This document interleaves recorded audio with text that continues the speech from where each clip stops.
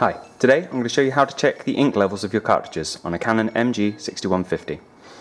So first of all, from the main menu here, you've got copy, photo, scan. You can use the arrows here to go down a couple of times, and then we want to go to setup here. And you use these three buttons underneath, press the one on the right.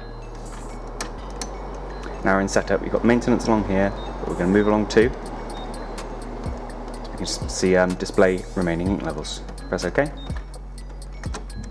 And then from here you can see a breakdown of all the different cartridges, magenta being the pink, black, grey, the second black cartridge, cyan and yellow. This is the same layout of the cartridges that are inside the printer. You can see from here if anything is changing, if anything's running low, and just generally keep an eye on your printer.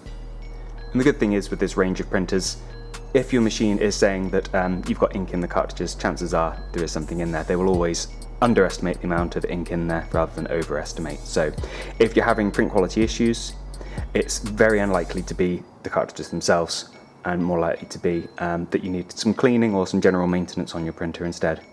So it should be pretty rare you need to get into this section. Right, hope you found that useful, and I'll see you next time. Bye bye.